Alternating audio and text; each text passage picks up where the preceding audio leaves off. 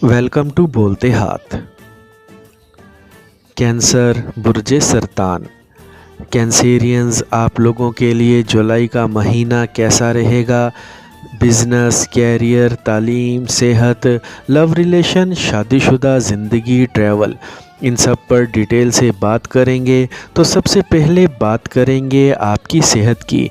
तो जुलाई का महीना आपके लिए ठीक रहेगा, लेकिन सन आपके 12वें घर में 17 जुलाई तक रहेगा। तो इस दौरान आपने अपनी सेहत का ख़ास ख्याल ज़रूर रखना है, क्योंकि नज़ला, ज़ुकाम, बुखार, खांसी और दाढ़ों में दर्द का मसला हो सकता है, क्योंकि 12वें घर में सन की कंडीशन अच्छी नहीं होती।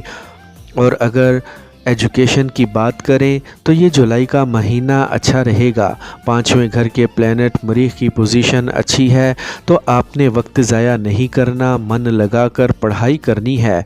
और अगर आप हायर एजुकेशन के लिए बैरून मुल्क जाना चाहते हैं तो आप वीज़ा इमिग्रेशन के लिए अप्लाई कर सकते हैं।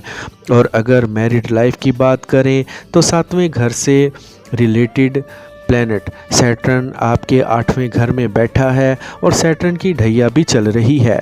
इसकी पोजीशन अच्छी नहीं है, इसीलिए आपको थोड़ा समझदारी से चलने की ज़रूरत होगी, क्योंकि छोटी छोटी बातों को लेकर आपकी अपने लाइफ पार्टनर से बहस हो सकती है।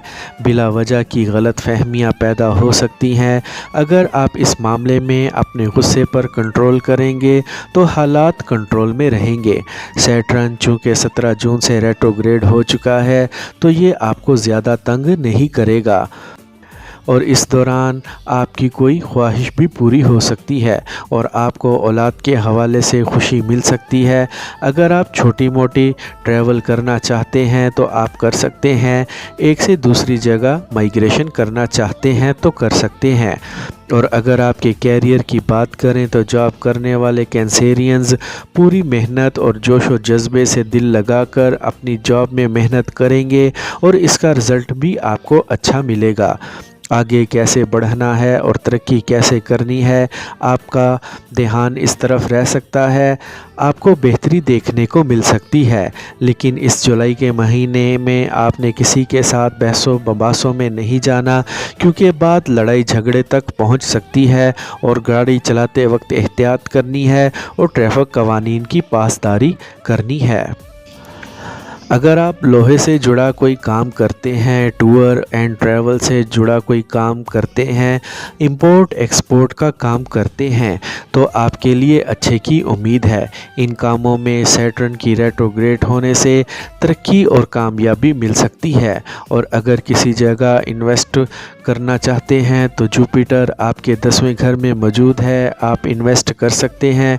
लेकिन राहु भी जुपिटर के साथ मौजूद है, तो इसीलिए इन्वेस्टमेंट करते वक्त थोड़ी एहतियात करने की ज़रूरत होगी, यानी देखभाल कर पैसा लगाना है, बेएहतियाती नहीं करनी। और अगर आप किसी को पसंद करते हैं और रिलेशनशिप में हैं तो 17 जुलाई तक आप और आपके पार्टनर में गुस्सा और चिड़चिड़ापन थोड़ा ज़्यादा रहेगा, क्योंकि 17 जुलाई तक सैटर्न की कंडीशन भी ज़्यादा अच्छी नहीं होगी और सैटर्न की नज़र भी आपके 5वें घर पर होगी।